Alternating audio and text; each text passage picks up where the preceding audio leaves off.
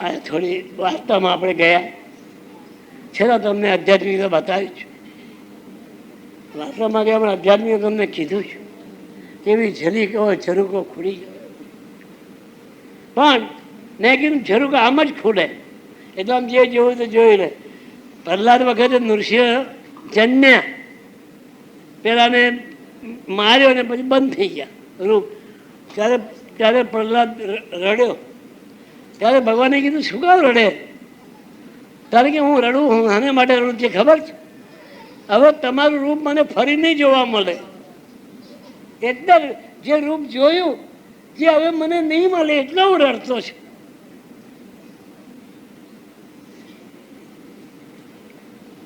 એટલે રડવું પણ આપણે અંતરથી આવવું જોઈએ.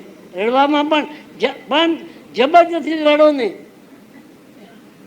જબરજસ્તી આંસુ લાવો નહીં. આવે તો જ આંસુ. મેં તો બીજાએ કીધું મેં આંસુ લાવી નાટકમાં લાવે તેમ જવા જ આવતું રડો તો બરાબર રડો, ખૂબ રડો. એટલું તમારું આખું ખાલી કરી નાખો. ભગવાનના પ્રેમમાં રડવાનું છે ને. ભગવાનના પ્રેમમાં રડો, પણ એવો તમને રડે એવો એને તમને સામો એ દેખાવો જોઈએ. આમથી પગ મૂકીને ના રડાય, પગ ના મુકાય તો જોવો પડે કામ મને દેખાય. મેં કીધું આ જ એક્શન, બીજી કોઈ નહીં. આ પક્ષી ચાર્જ ખુલે બંધ કરી દે, પક્ષી ચાર્જ ખુલે બંધ કરી દે, બસ. એમાં તમારે જુદો જોઈ લો જે જોવું છે, એમાં જ જોવાનું છે. એ જ ઘડી ક્ષણ શાશ્વત જીવનની અંદર બધું પુષ્કળ આખા દુનિયા ફરો, પણ એ જ ધ્યાન રાખજો કે તમે એકલા, તમે આખા આની અંદર ફરો કે ટોળામાં જાઓ પણ તમે એકલા, એટલું ધ્યાન રાખજો. ના હું ટોળામાં ગયો ને બધા કેટલા માણસો, અત્યારે શું કરે? તું તો એકલો જ. તારે જવાનું ટોળું તારી હાથે થોડું આવવાનું, તું જ જવાનું. હું તો એકલો જ. ટોળામાં હોય તો તમે એકલા જ, તમે ટોળું થોડું તમને કામ આવવાનું. આપણે તો એકલા જ ભાઈ, કોઈ નહીં બેઠા. એ કરનારો એ જ છે. આ રાત થઈ કાલે દિવસ થશે, તમે અમે શું કર?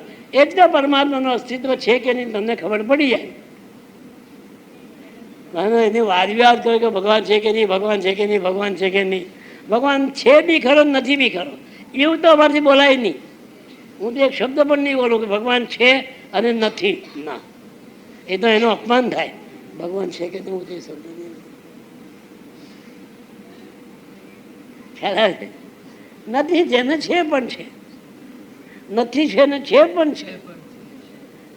જેમ તમને અનુભવ આવે તેમ કરો. ભગવાન અંદર છે, બહાર છે નહીં. બહારની યાત્રા છોડી દો. આ તો બધા યાત્રા પર નીકળ્યા મુસાફરો છે. ઉત્તર ધર્મશાળામાં એક દાડો આપણે પ્રયાણ કરવાનું છે, ત્યારે બીજા કોઈ યાત્રી આપણે મળી જાય છે. આ ધર્મશાળામાં રાતે રહ્યા ત્યારે 2-4 મળી ગયા. આપણે પૂછ્યું અમે આમ જામ ને આમ જામ. સવાર થાય એટલે આપણે 4 મળે બીજા મળી જાય. ક્યાં જાઓ ભાઈ? તો આમ છે. ચાલો અમે બી તમારી હાથે આવીએ. એનું આવ્યું સ્ટેશન, તે ઉતરી પડો ને આપણે ચાલો.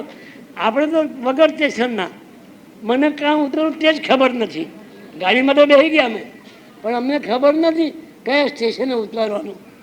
પેસેન્જર ઉતરે ચડે, પણ મને ખબર નથી હું કયા સ્ટેશન મારું તે ઉતરું ચડવું.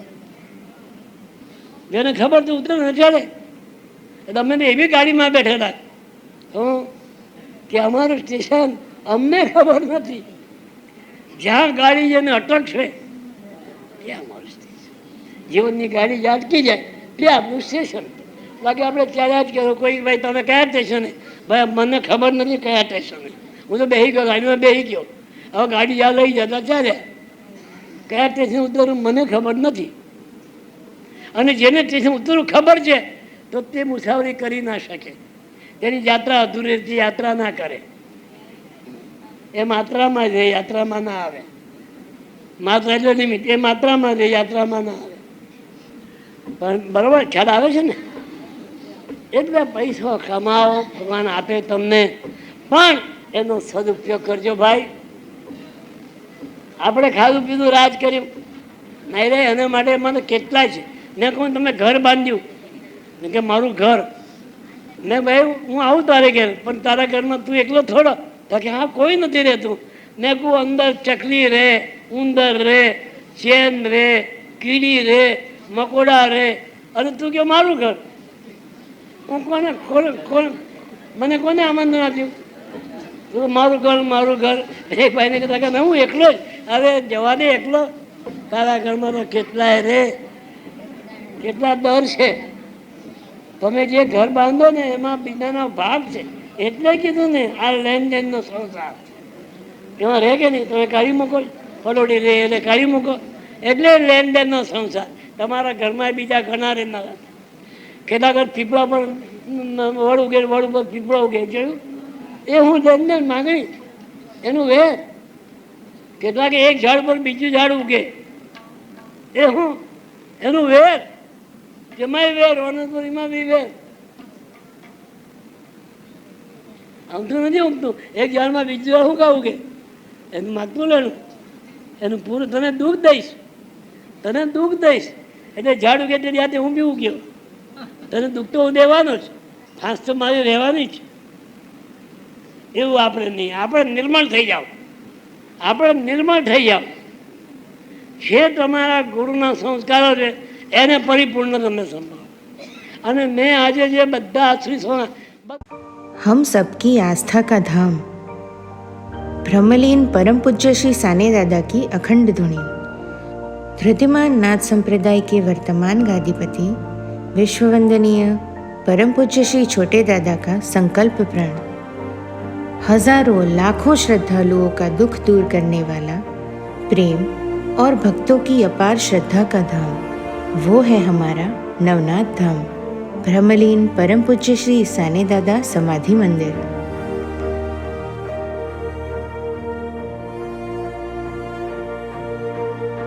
धृतिमान नाथ संप्रदाय के वर्तमान गादीपति विश्ववंदनीय परम पूज्य श्री छोटे दादा के प्रखर और प्रबल नेतृत्व के अंतर्गत ये भव्य मंदिर आकार ले रहा है। ब्रह्मलीन परम पूज्य सद्गुरु श्री साने दादा समाधि मंदिर निर्माण कार्य एक धार्मिक यज्ञ कार्य है, जिसमें आहुति रूप में तन मन धन का समर्पण करके पुण्य प्राप्ति के अधिकारी बनिए और आत्मभाव से तेरा तुझको अर्पण की मानस वृत्ति से अपना सहयोग अवश्य दें। मन से देंगे तो भीख कहलाएगी, विश्वास से देंगे तो दान कहलाएगा, आत्मभाव से देंगे तो धर्म या कर्तव्य कहलाएगा। आपका दान माँ विमला अखूट अन्न क्षेत्र ट्रस्ट में करें। आपका दान मूल्य आर्टिकल 80G के तहत आयकर से राहत दायरे में आएगा। दान करने के लिए संपर्क करें 9726970692 और 99137199765।